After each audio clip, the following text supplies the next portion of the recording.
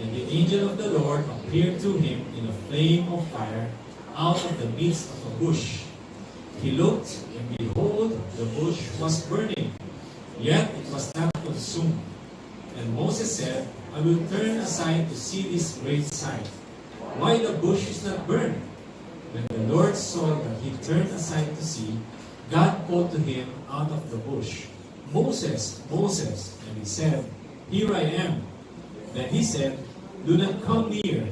Take your sandals off your feet, for the place on which you are standing is holy ground. And he said, I am the God of your father, the God of Abraham, the God of Isaac, and the God of Jacob. And Moses hid his face, for he was afraid to look at God. Then the Lord said, I have surely seen the affliction of my people who are in Egypt, and I have heard their cry because of their taskmasters. I know their sufferings, and I have come down to deliver them out of the hand of the Egyptians, and to bring them up out of that land to a good and broad land, a land flowing with milk and honey, to the place of the Canaanites, the Hittites, the Amorites, the Perizzites, the Hivites, and the Jebusites. And now, behold, the cry of the people of Israel has come to me, and I have also seen the oppression with which the Egyptians oppress them. Come, I will send you to Pharaoh, that you may bring my people, the children of Israel, out of Egypt. But Moses said to God, Who am I that I should go to Pharaoh and bring the children brought the people out of Egypt? You shall serve God on this mountain. Then Moses said to God, If I come brought the people out of Egypt, you shall serve God on this mountain. Then Moses said to God, If I come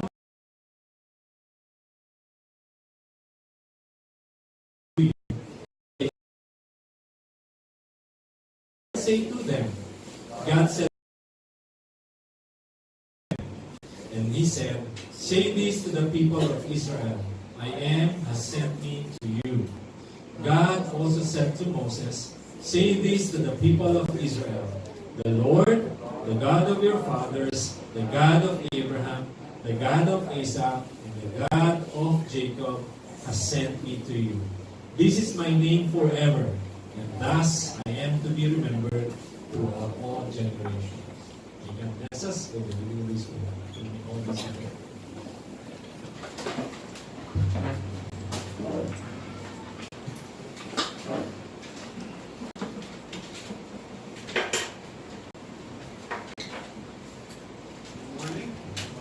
It's a wonderful time to worship the Lord again.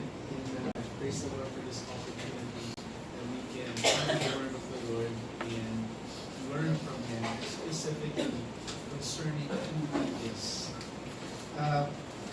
Sometimes on Christmas or my birthday, I receive a gift, and it comes from loose lands. It's hard for me to open that gift because it comes in a packaging that is so intricately put together. You take away one ribbon, it reveals to you another ribbon and another ribbon in this complex loop. And it's just beautiful. And just looking at it, it's an object of attention in of itself. But then as you peel off one layer after the other, one ribbon after the next, and one wrapping after the next, this season created Adam and Eve and how man fell from the relationship we had. Right? The light of pointing out. We come to the story of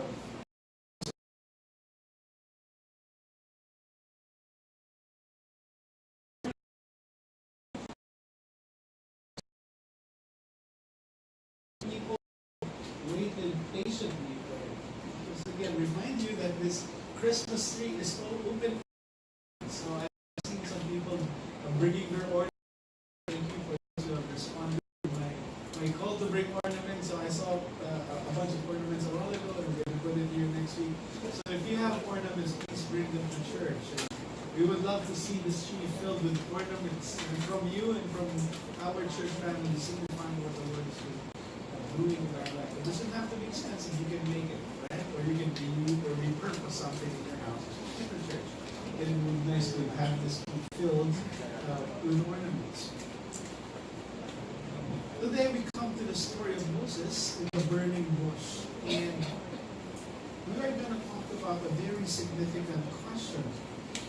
Do we know the God that we have? Knowing the God that we have.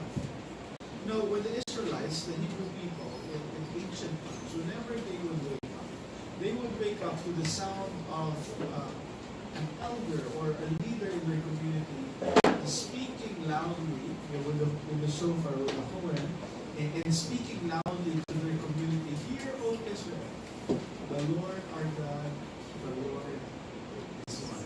Every morning. Imagine, that's a nice way to wake up. No? When you wake up in the morning, you would hear a person shouting loudly, "Shema Israel, Eloheinu Adonai."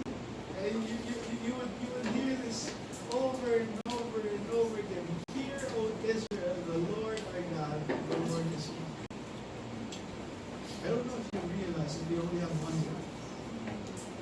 Isn't that a comfort to know that we have only one God?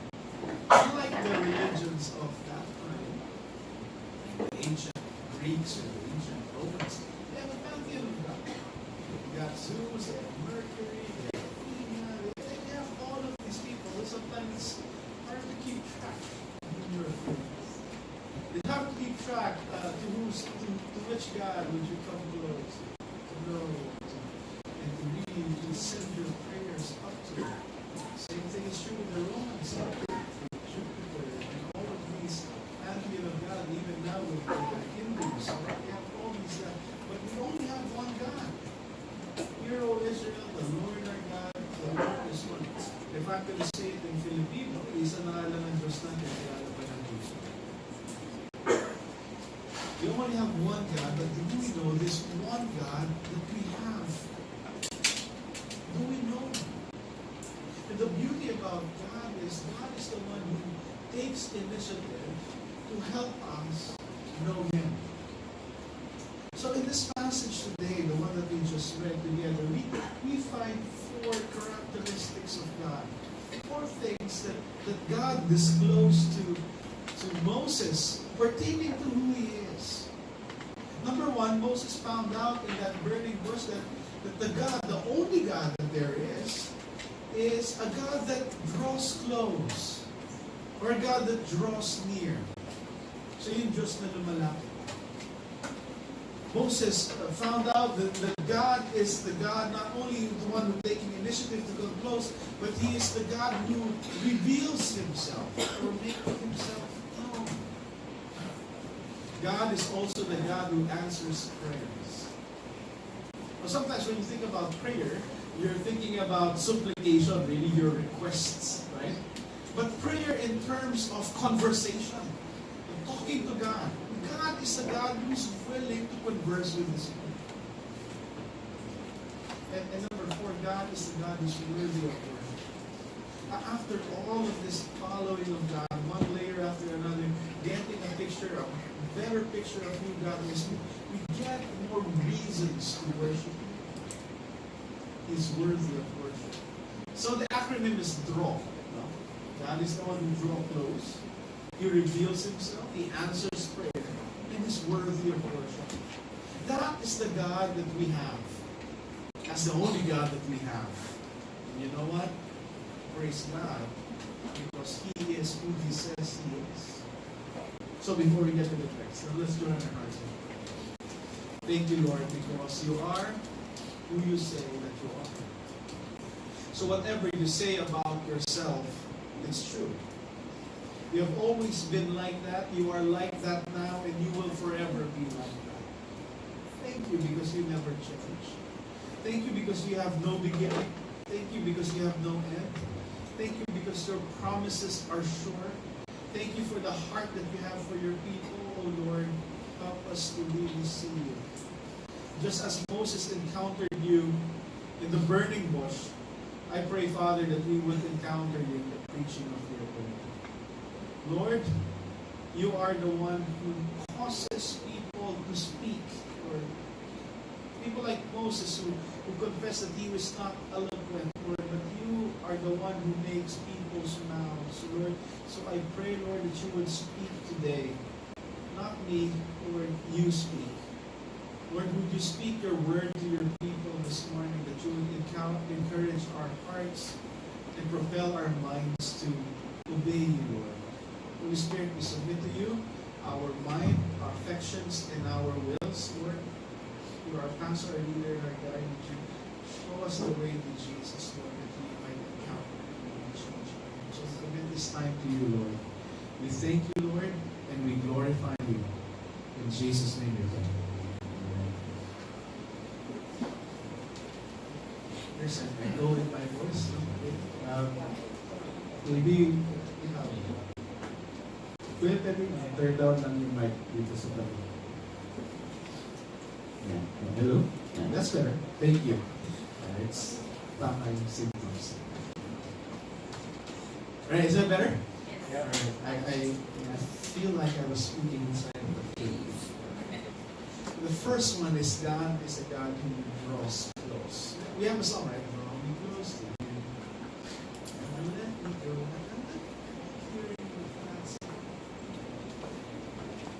And praise the Lord because God is the one who takes initiative that we can come near Him. Siya yung lumalapit sa atin. He's the one who comes close so that we can be with Him. You know what Jesus says? Jesus says in John 6:44, no one can come to me unless the Father who sent me draws him. And I will raise him up on the last day. God is the one who draws close to us. God is the God who catches our attention. In fact, you would see here in the story, if you really think about the story of Moses, God has been drawing Moses to himself for a very long time. Notice how the passage goes. Moses was keeping the flock of his father-in-law Jethro, the priest of Midian. And he led his flock to the west side of the wilderness and came to Horeb, the mountain of God. Now, you would see here a picture of a man who is content in his life. In fact, that's what it says in chapter 2, verse 21. And Moses was content to dwell with the man, Jethro, and he gave Moses his daughters. He was content with his life. And so here you see Moses in this wilderness, right? And he is leading the sheep. He was a shepherd, and he was leading them to this mountain, Mount Horeb. Apparently, the mountain is the mountain of God. And it is in that mountain that God appears to Moses. You know what? We have to realize that even as we live our lives, the Lord is unfolding His story in the story of our lives. Our life story is His story. Think about the life of Moses. We don't have the luxury right now of really unpacking his whole life and the Exodus experience. But let me just give you a snapshot of Moses' life. See, Moses' life can be divided into 3 equal phases. For 40 years, Moses was the prince of Egypt. You do remember Moses' story, right? The Pharaoh, the king of Egypt, grew weary of the Hebrews because they were growing in population. So he thought that maybe we should control their population, otherwise they would take over the land. Because the Lord was blessing them in the land of Egypt. So the Pharaoh had this clever idea of, first, he asked the midwives. Whenever you would see a Jewish male born, don't allow that baby, parang abort. Don't allow that baby to come forth in life. Just kill it, right? But then the midwives, some of them got convicted. So there's a place for nurses in the Bible if you're a nurse. The Lord uses a nurse. These are nurses, they had conviction, and when they saw Moses, they spared him. So the Pharaoh probably noticed that his plan was not really being obeyed. So he said, okay, he sent his troops, and whenever there's a son, a male that's born, he had them thrown to the Nile. But his parents, Moses' parents, hid them, and they put them in a basket, remember? And they allowed this basket to be drifted on the river. Like a picture of Noah's Ark, remember that? Moses was, in his solo ark, being delivered by God from, this very ugly situation in Egypt. And the basket, by the providence of God, found its way to Pharaoh's daughter. And Moses was raised in the palace of the Pharaoh as a prince of Egypt. The Bible says when he was 40 years old, so he was a prince for around 40 years, it came into his heart to visit his brothers. He found out he's a Hebrew, the children of Israel, and seeing one of them being wronged, he defended the oppressed man and avenged him by striking down the Egyptian. So even when at the very beginning of Moses' life, he has this yearning to be a liberator. So he can't stand seeing people who are oppressed, specifically the Jews. And so he intervened. He ended up killing an Egyptian, which caused him to flee for his life because he killed an Egyptian. That was the first 40 years of his life in the palace. Now, the second 40 years of his life, Acts 7:30 says, when 40 years had passed, an angel appeared to him in the wilderness of Mount Sinai in a flame of fire in a bush. So that gives you a picture that he was a shepherd for around 40 years. Now, 40 years is a long time. Right? So a lot of us have just reached that threshold of 40, Tapos na yung pagka-prince natin, shepherd naman. Nearing that, or some of us are nearing that mark. But then, you know what? If you do the math, Moses was 40 years as a prince and then 40 years as a shepherd. When the Lord called him, how old was he? 80. Now I look at this congregation and I can't see 80-year-olds here. Mukha lang. Yung iba dyan, tinatamaan na. Wala pa yung point, tinatamaan. 80. Hearing? Can't hear? Pwedeng palakas na sa likod. Kasi malakas dito sa harap eh. Doon sa likod dito. Pwede pa-understand ko yun. Kasi dito, kaya hindi na ako sa likod. Alright? Sa likod. Is that better? Yeah. Okay. Alright, thanks. Thank you for that. You see in front, it's really loud. I can, it's almost. Pero, alright, thank you for that. So, 80 years old. Moses was 80 years old, and if you think to yourself, it's too old for me to follow the Lord, well, talk to Moses.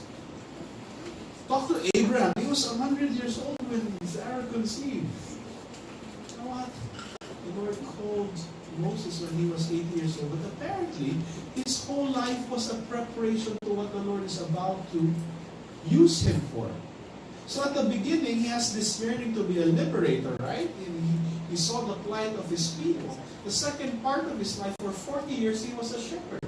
Now, the interesting thing about this picture of the Lord calling Moses is he was at the foot of the mountain, Mount Horeb or Mount Sinai, same mountain, and he was shepherding his flock. And he found the bush, right? Burning bush. And the Lord was talking to him from the bush. You know, the next time he would be there, he will also be shepherding a flock. Now, a flock of people at this point. And the next time he would be there, he would not see a burning bush, he would see a burning mountain. The Lord descends on the mountain in a pillar of fire, pillar of clouds.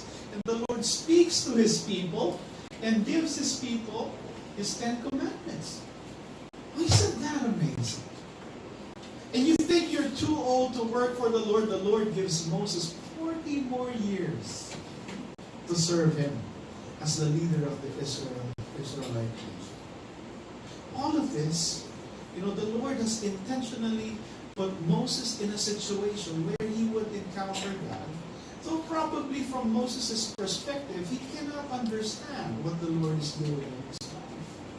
Luke says in Acts, Paul says in Acts 17:26-28, talking to the people in Athens, in the Areopagus, Paul says, and God made from one man every nation of mankind to live on all the face of the earth, having determined allotted periods and the boundaries of their dwelling place, that they should seek God and perhaps feel their way toward Him and find Him.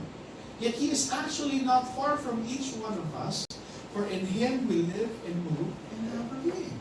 Isn't that interesting? Notice He's talking to Gentiles.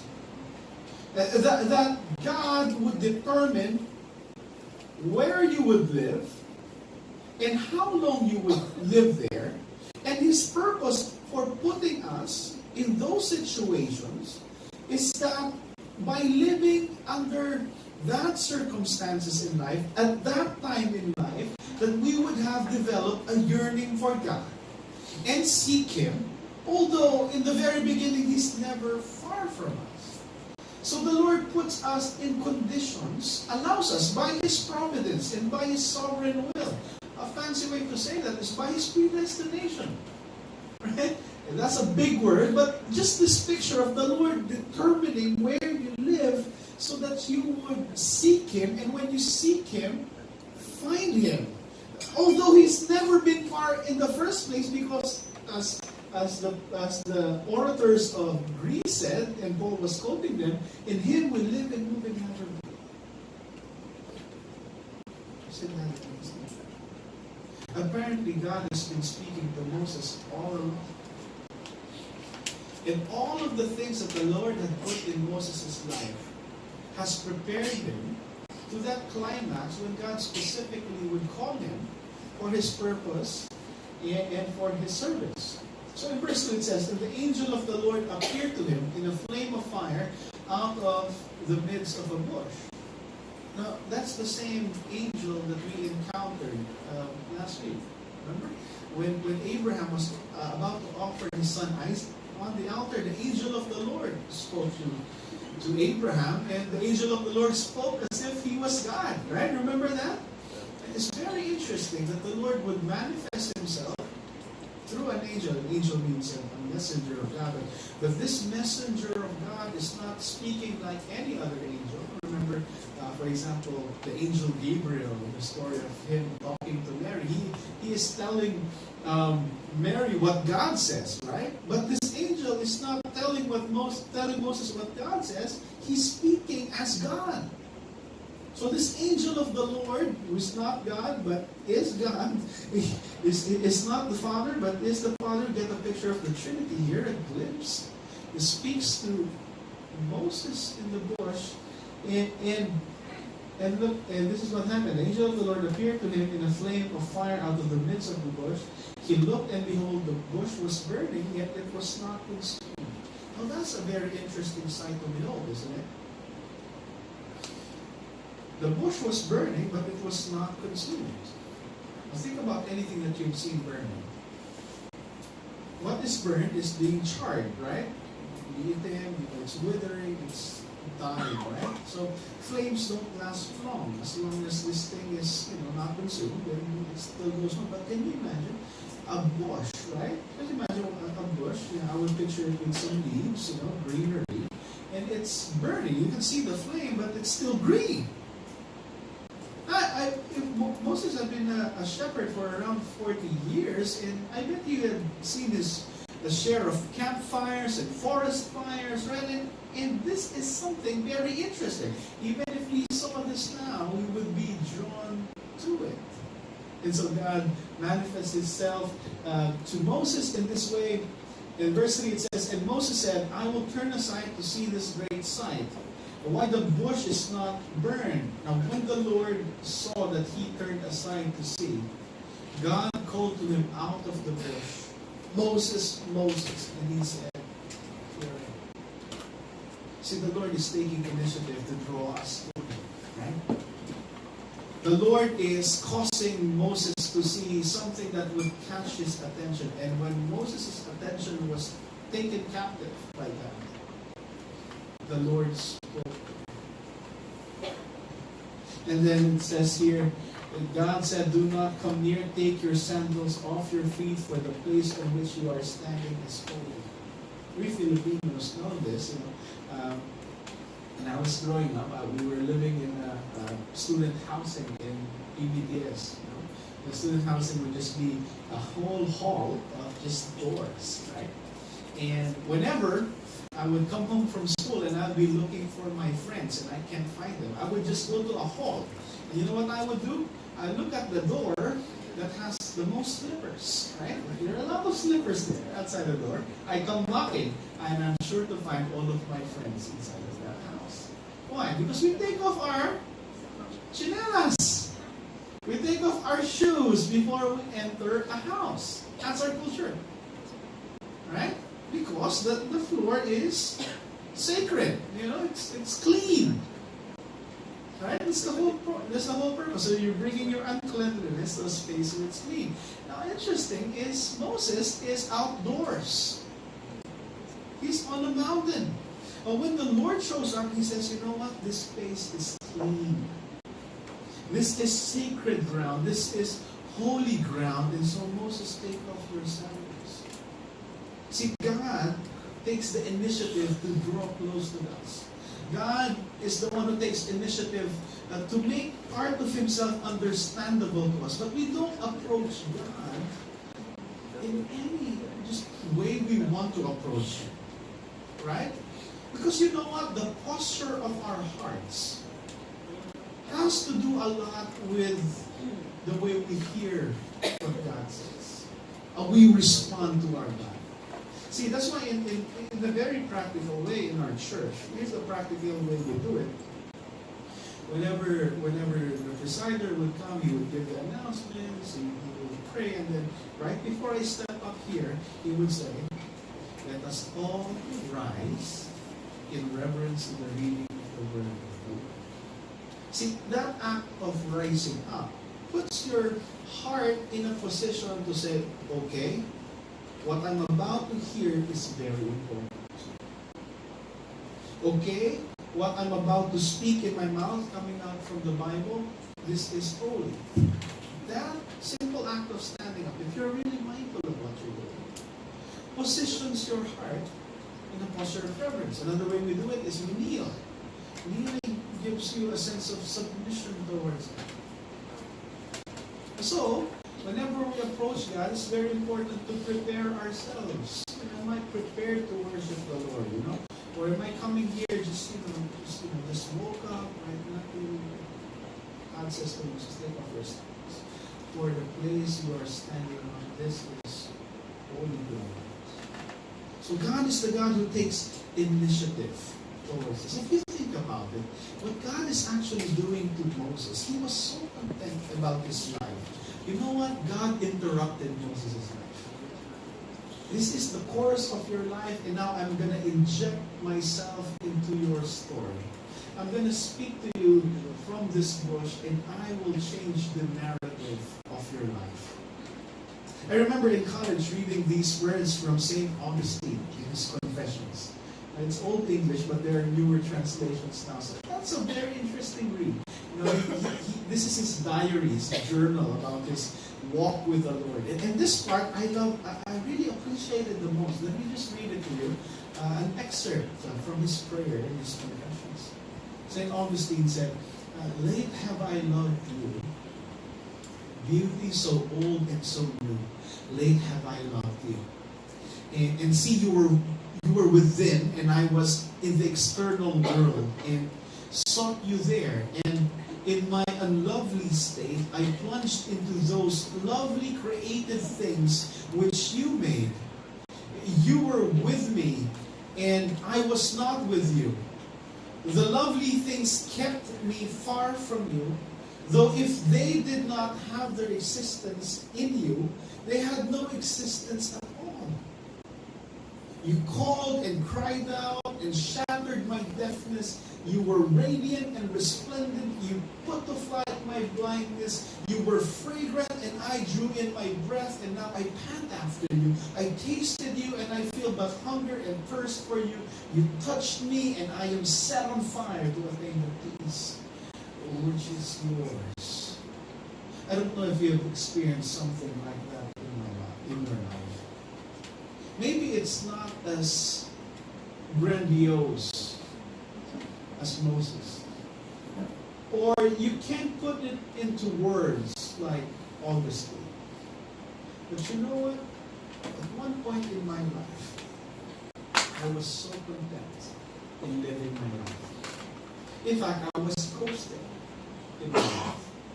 I know the Lord. I attended Sunday school. In fact, I'm a pastor's kid. I'm a Sunday school teacher's kid. I grew up in church. I've heard this since I was young. So I thought I was following the Lord, and the Lord transitioned me from just following my parents into making my own decisions when in my teenage year, and I made bad decisions. I felt myself in wandering. And then I found myself in a Bible school, not by my decision, but because I had nowhere else to go. And somebody issued me that question: is the Lord calling you? With that. I came to a camp and for some reason, I don't remember the sermon now, but I came to a camp and the word of the Lord was clear, and I go, you know what? I realized I should have responded to you earlier. I was so numb. I'm so dead in my thinking, in my feeling, in my doing. But then, like Augustine said, you cried out, you shouted, you broke through my deafness. And now you have created in me an appetite for more of you. You put a fire in my heart that I should live in a certain way to please you. All that because you drew close to me. And I realized, late have I loved you, Lord. I should have decided on this earlier. God is the God who draws close. Now, God draws close because He wants to reveal Himself to us. You know, the Bible that you hold in your hand right now, it's more than a group of unrelated stories that has been put together to create a book. The Bible in your hand is God's revelation of Himself to us so that we might understand Him, that we might get a picture of who He is from His perspective and not from ours. God is the God who introduces Himself to us. The first thing that God revealed to Moses during this time is that God is the living God. Notice how God introduces Himself, and He said, I am the God of your father, the God of Abraham, the God of Isaac, and the God of Jacob. And Moses hid his face, for he was afraid to look at God. Now that is a significant thing to say to a person who grew up not knowing his true parentage, right? Moses was raised in the palace, and apparently what he grew up to be knowing as his yaya was his real mother, you know. And God says to Moses, I am your father. I'm the God of your father, the God of Abraham, the God of Isaac, and the God of Jacob. It's very interesting the way He is the living God. Notice that these people that God had mentioned, Abraham, Isaac, and Jacob, they've been dead for a long time. The Israelites were taken captive by the nation of Egypt for 300 plus years, and they have been centuries dead already.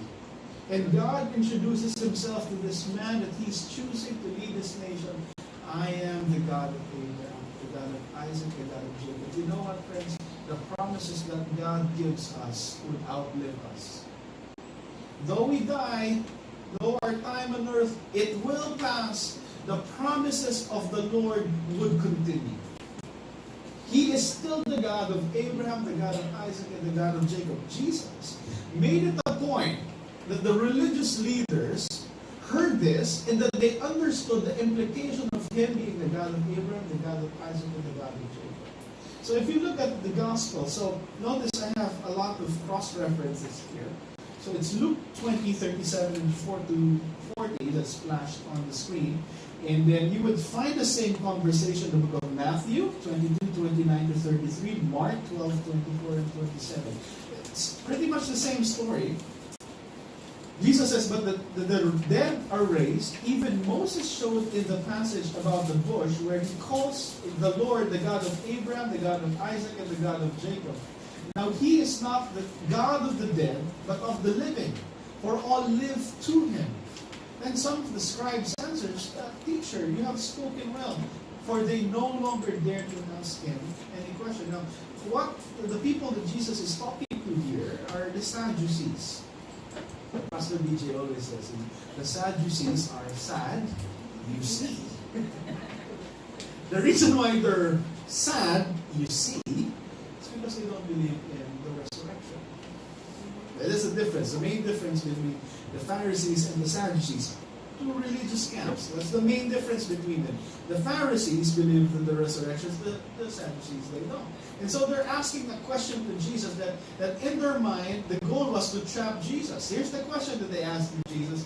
Jesus, if a man had multiple wives, like, okay, I had to take, my brother died, and so I take his wife, and then, so I have multiple wives, right? So when you get to the resurrection of the dead, who will you be married to? In their thinking, that's the trap to Jesus. Well, Jesus says, if you read this passage, number one, when in the afterlife, in the presence of God, nobody's given to marriage anymore because we are all children of God there. And God is the centerpiece of all of our relationships. Now that's yet to be appreciated and grasped by us. But he goes a little bit further and he says, you remember the burning bush story? And God revealed himself to Moses and he said, he's the God of Abraham, the God of Isaac, and the God of Jacob. You know what God did not say? God did not say, I was the God of Abraham. God did not say, I was the God of Isaac. God did not say, I was the God of Jacob. If you were the one saying that, that's how you would say it, because they're dead. Jesus is pointing us to this truth that, you know what, he's still the God of Abraham, he's still the God of Isaac, and he's still the God of Jacob, meaning to say, Abraham, Isaac, and Jacob are alive with God. He's still living. His promises are sure. Because he is life, we have life. That's what John says, in him was life, and his life was the light of life. He's the living God. Secondly, he says that he's the compassionate God. He's alive, he's eternal, he's all-powerful, and yet he has tremendous compassion.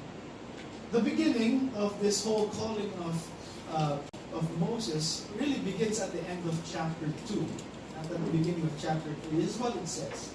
And at the end of chapter 2, verse 23 through 25. During those many days, the king of Egypt died, and the people of Israel groaned because of their slavery and cried out for help. Their cry for rescue from slavery came up to God, and God heard their groaning, and God remembered his covenant with Abraham, with Isaac, and with Jacob. Now look at verse 25, because that's extremely important. God saw the people of Israel, and God knew. I see that a little bit hanging, and God knew. You know what? I really believe, I'm a strong believer that the languages in the Bible, Hebrew and Greek, are better translated in Tagalog. It's not a joke. Whenever I study Greek and Hebrew, I don't translate to English, I translate to Tagalog. It makes very sense. Listen to this. Yeah, let me put it in Tagalog. Nakita ng Diyos ang pagdurusa ng kanyang mga tao. Nakita nito ang kanina. Alam niya na. Don't we say that? You see something and you say, alam na. And yet now it's saying, it's closer to Tagalog. God knew, not only knew cognitively, intellectually, he felt it. He knew what he's supposed to do. In the Bible, when you read that word know, it's not only knowing intellectually. Knowing always carry with it the sense of intimacy. That's why Jesus says, and this is eternal life, that they may know you, the one true God, and Jesus Christ who knows them. And that's why in the book of Genesis it says that Adam knew Eve and Eve bore a son. That word knew, you know what that means? They didn't shake hands when she became pregnant. You know what that is. The intimate knowing. And so God, looking at these people suffering, He was turned on the inside and He knew it. He understood it. He felt it. In Tagalog, alam na.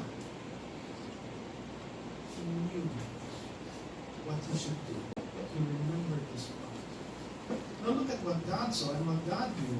Look at all the words it's used to. And the Lord said, I have surely seen the affliction of my people, or in Egypt, I heard their cry, because of their taskmasters. I know their suffering. And I have come down to deliver them out of the hand of the Egyptians, and to bring them up out of that land to a good and broad land, a land flowing with milk and honey, to the place of the Canaanites, the Hittites, the Amorites, the Perizzites, the Hivites, and the Jebusites.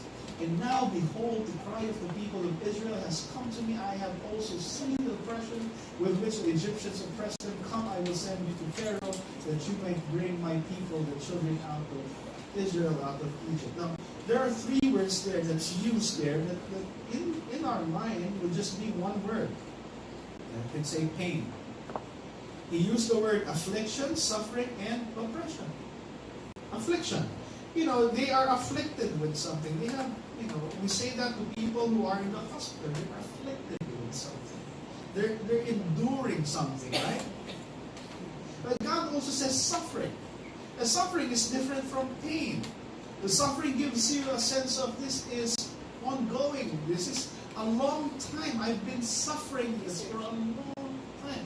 And God says, you know, I've seen their oppression also. Oppression points you to the cause of the affliction and suffering because of the Egyptian taskmasters. Now you see how God knows? He understands His people's pain from all angles. And sometimes you're going through something in life and you can't understand. Be assured in your heart that God does. And He sees. And He has compassion on His people.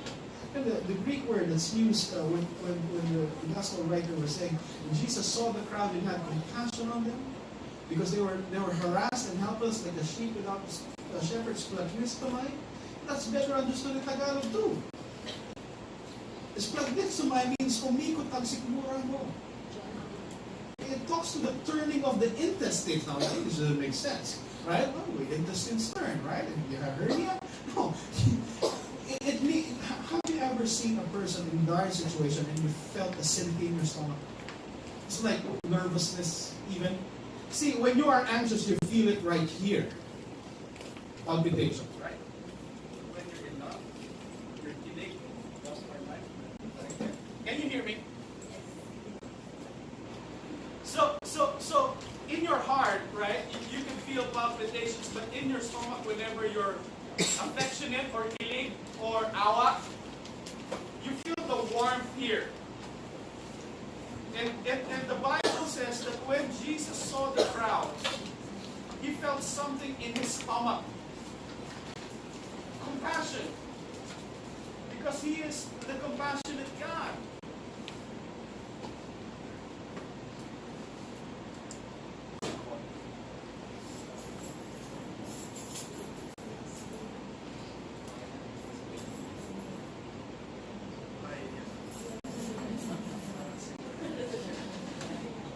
Hello. Alright, buhay. Alright.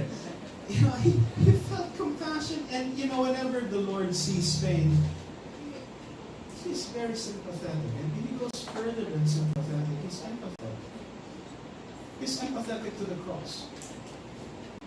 To such a point that He would endure pain inconceivable to us, that we don't have to go through that anymore. He felt compassion because He's the faithful God. This is how God described Himself. Then Moses said to God, this is a very valid question. If I come to the people of Israel and say to them, the God of your fathers has sent me to you, and they ask me, what is His name?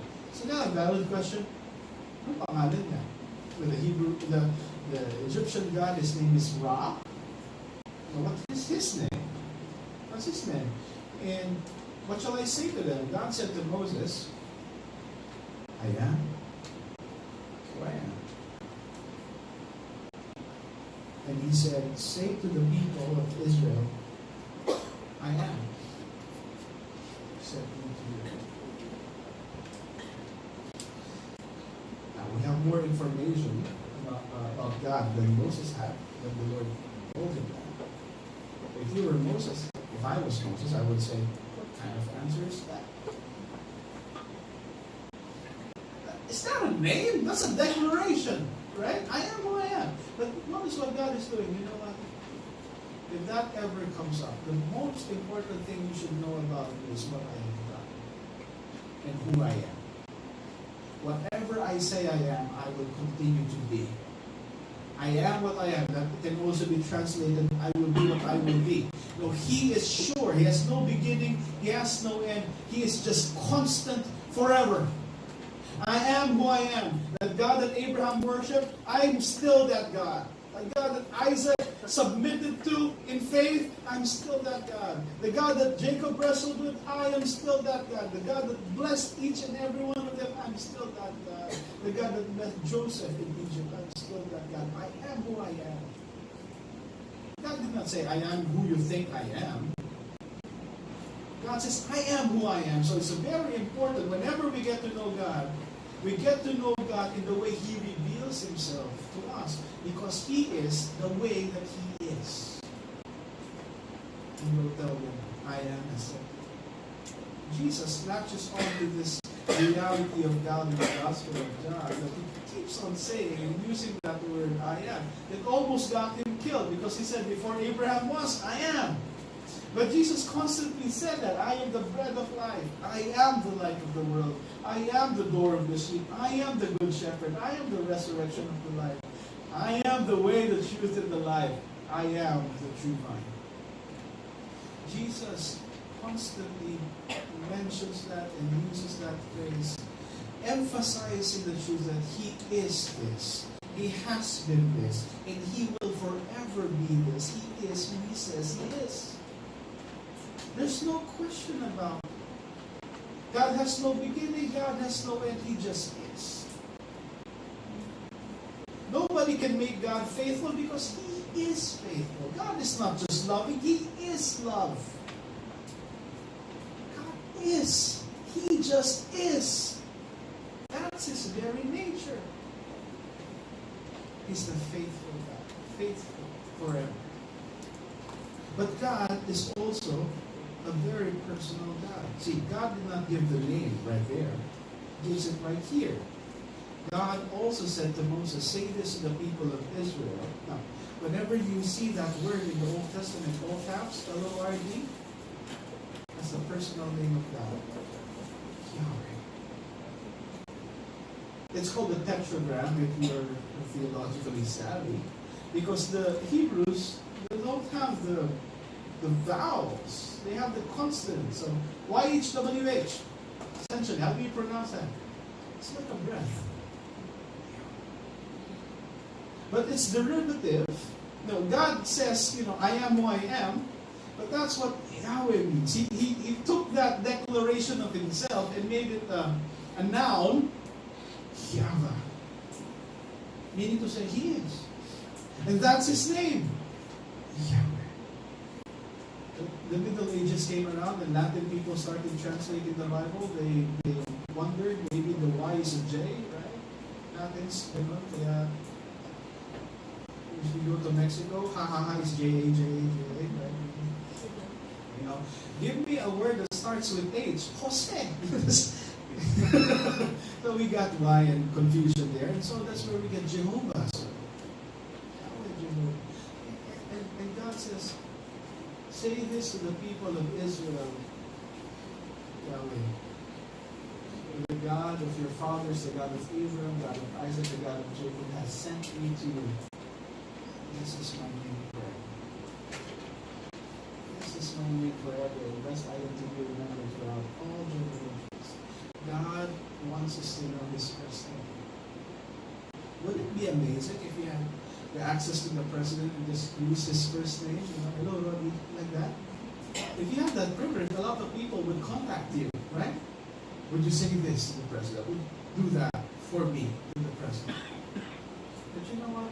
God wants you to call Him by His first name. But the Lord warns us, do not take that name lightly. Do not never use the name of the Lord in vain. But we have access to that name. But you know what? We have access to a name that Moses just longed to hear. Jesus. And Jesus taught us to pray, Our Father. It is a picture of a God who wants to get personal to us because He wants to be in conversation with us. And that's what prayer really is, right? A conversation. It's more than asking petition, it's talking to God. Moses had a few questions for God. God was patient to him. Now, going through this fairly quickly, Exodus 3, 11 and 12, but Moses said to God, Who am I that I should go to Pharaoh and bring the children of Israel out of Egypt? He's talking to his identity. Sino ba ako? And I used to be a prince, not anymore for 30 years. What did God say? He said, But I will be with you. And this shall be a sign for you that I have sent you when you have brought the people out of Egypt. You will serve God on this mountain. It doesn't really matter what your authority is, your identity is. You know what? It's who God is. Abraham had another concern. Moses had another concern. And Moses answered, Behold, they will not believe me or listen to my voice. He doesn't have, number one, identity, now authority. For they will say, The Lord did not appear to you. The Lord said, What is in that hand? What is that in your hand? And he said, A staff. And he said, Throw it on the ground. So he threw it on the ground, and it became a serpent. And Moses ran from it. A staff is a shepherd's tool. When David says, The Lord is my shepherd, part of that whole prayer is your rod and your staff. So, staff. Now, what is a staff? It's a branch, right? Branch of the tree, a dead branch of the tree. It's not alive anymore, that it will not grow anymore. It's just dead, right? It used to be alive, but it's now dead. Now, Moses was a shepherd for 40 years, so I venture to imagine maybe it's been dead for 40 years. That piece of wood. But think about what that piece of wood did. All the plagues in Egypt, the crossing of the Red Sea, hitting the rock and water comes out of it. You know, eventually that piece of stick, that stick, gets brought inside the tabernacle, it blossoms again. And apparently it's an almond tree with flowers. If God can do that to a dead stick, what do you think God can do in your life? See, when Moses departed to go to Egypt in obedience to God, look at this last line, and Moses took the staff of God. There was a transition. At the burning bush, God says, What is that in your hand? A staff? My staff? But when he left, it was the staff of God. What do you think would happen? Venture to imagine with me. If this rolling right here became a rolling of God.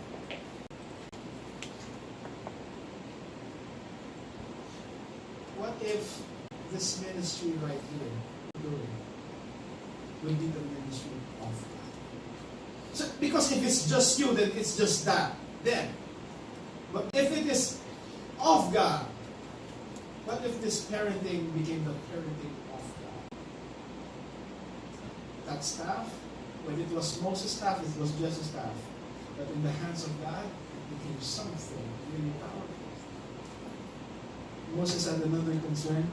Moses said to the Lord, O Lord, I am not eloquent, either in the past or since you have spoken to your servant. I am slow of speech and of tongue. Believe it or not, that's me also.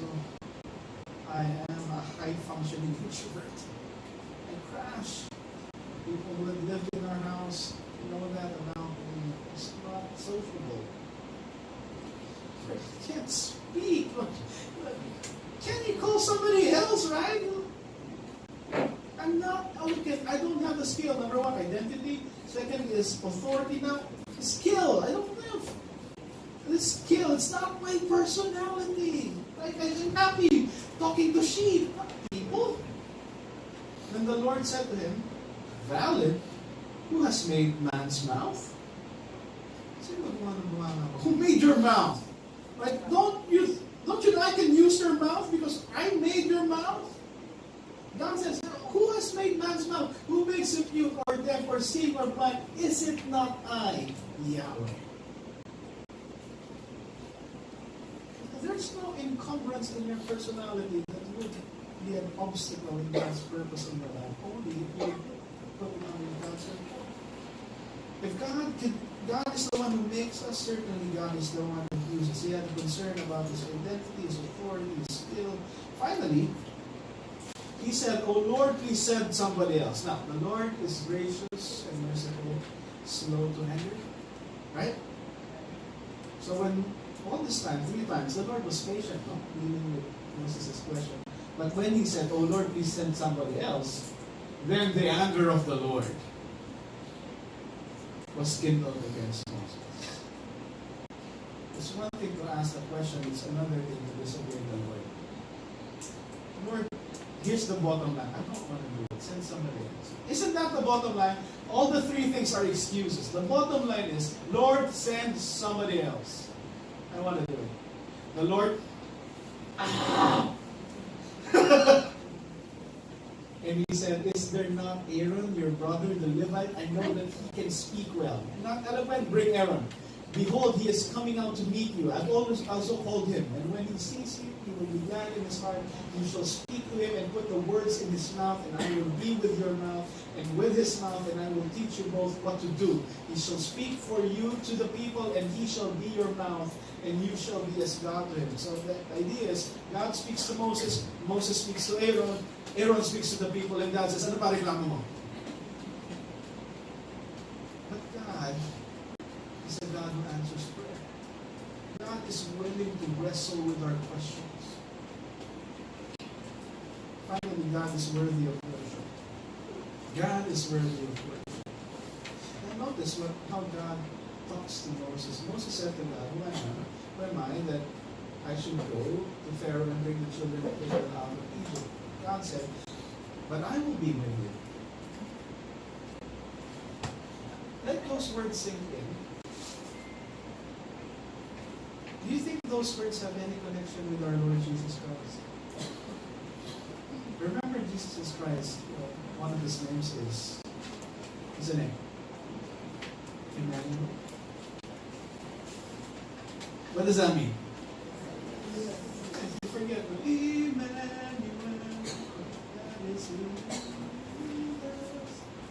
Is God with us? God says to Moses, so to speak, "Emmanuel, I'll be with you. God will be with you." Isn't that Jesus' promise? Surely I will be with you along always, even to the end of the age. I will be with you. And this shall be a sign to you. Sometimes when the Lord asks us to do something, you kind of get it, but you don't believe it. Don't you ask the Lord, "Show me a sign"? Sign naman dyan, Lord. Look at the sign that the Lord will give Moses. "This shall be a sign for you that I have sent you. When you have brought the people out of Egypt, you shall serve God on this mountain." Now think about that. Don't pass that. Don't lose that too quickly. When will Moses receive the sign of confirmation? Before he goes to Egypt? Well, after he goes to Egypt, or what? After, he will go to Egypt, come back from Egypt, and then you'll receive the sign. Interesting. But isn't that the case in our life? When you ask the Lord, "Lord, would you just confirm to me your will?" The Lord would say, "Just obey what you understand. Keep on obeying." And after you've accomplished all of this, you look back and you go, "Yeah, that's really God's plan." It started simple for me. I hated the idea of becoming a pastor. But there was a need for a janitor, a maintenance guy, back in GCF Makati. So I was the one fixing the chairs. That's why ministry in the States as well. I cleaned them out, and that's all I did. And somebody said, "You don't have a Bible study leader. Can you take one lesson?" I did. One thing after the other, began music ministry, worship ministry. I did even that and projector. Until I'm here now. And I go, "You know what? Did God call me to be a pastor?" I look back, yeah, I think so. A little bit later, we'll be having a prayer time for Cultivate. Cultivate is our event, bridge event, on Wednesday. Okay? And for the past few Sundays, around 9 o'clock, we prayed together downstairs. But now we feel the urgency because this is Wednesday already, and we want a lot of people to pray together with us. See, this is not a core team thing. This is a GCF Makati thing. So we want everybody to, as much as possible, to participate in this, if not physically, but most certainly through prayer. So after the service, I'm just going to say stay, right? But if you have to go, then go quietly. This is holy grounds. But those people who would like to pray with us, stay here, right? And we pray to the Lord that the Lord will bless our event. Now, we say, you're preparing for an event like this, and you go, Lord, is this really your plan in the midst of the struggle? Lord, we have spent a lot for this, and we don't know if people are going to come. We don't know the turnout. We don't know if there's going to be people accepting you. Is this really your plan, right? And God says, wait for November 21. Let's see. Isn't that the case? God will see you through all of these things. And after you see God's faithfulness in your life, like God said, you will worship me here again. God is worthy of all praise. That's why Paul says in Romans 12:1, I appeal to you therefore, brothers, by the mercies of God, to present your bodies as a living sacrifice, holy and acceptable to God, which is literally your spiritual act of worship, your most reasonable act of worship. What recourse could you do but word to God? Do not be conformed to this world, but be transformed by the renewal of your mind, that by testing you may discern what is the will of God, what is good, acceptable. At the burning bush, Moses encountered God and found for himself that God is a God who goes to us. That God is a God who reveals himself and answers prayers, and most certainly that he is worthy of worship. If you think about those four things, its climax is found in the life of our Lord Jesus Christ, isn't it? In Jesus Christ, God is made followable. He's a God that's so close to us. He can go fishing with his disciples. And even at this point, surely he is with us always. Jesus is the revelation of God. Sometimes it's so hard to comprehend the totality of that. But look at Jesus, because if you see Jesus, you see God. Jesus is the God who answers questions, right? In fact, Jesus not only gives the answer to our questions, he questions our answers. I mean, you notice in the Gospel, he gives more questions and answers like, who do you say that I am? What are you seeking? Do you love me? Aren't these questions? Jesus questions our lives, and he wrestles with those questions. And certainly, when you look at not only the manger but the cross, he will say, you know what, we're worthy. This is the God that we have. This is the only God that we have, and praise God in verse 26. He draws close, reveals himself, answers prayers worthy. Father, we thank you for this time in your word. Worship. Thank you, Lord, because you are God alone. There's none besides you. There's no God before you, after you, with you. You are God alone. Thank you, Lord, because you are the God that you are. I pray, Lord, that as you draw close with your throne here, you will say that Abraham and Moses here. As you reveal yourself to us, that we would yearn to know more, not only by volume, but with intimacy in our lives. Because you answer our questions, that we would speak to you and converse with you and take that opportunity to draw close to you. Lord, at the end of all this, your word in our worship and everything that we do. Thank you, Lord, for your faithfulness in our families, our workplaces, and our church. We commit you with this message, Lord. Ask, Lord, that you would speak your word in our lives, that you would put the way that you can. We praise you and glorify you in Jesus' name. I'm privileged to welcome our first time visitors. If this is your first time in GCF Makati, I hope that you feel welcome. After the service, there are some people, lovely people who come approach you and will get to know you and some refreshments. Again, right after the benediction, if you can make your way closer, and just give us around 30 minutes. Just come before the Lord in prayer. So, that being said, if you can stay, please stay. If you have to go, just exit quietly. But if you're a first-time guest, our lovely guest center friends will come and approach you. Let's all rise for a benediction.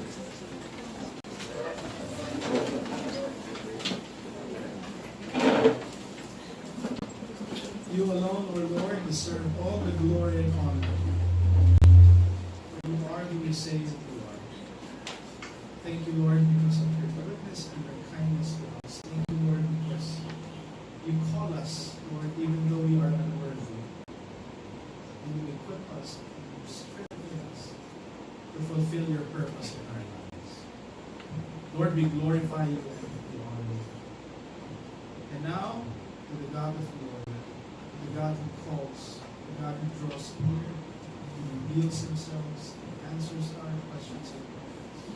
The God is worthy of worship. To him be all glory, majesty, dominion, power, and authority, before all ages, now and forever. God bless you.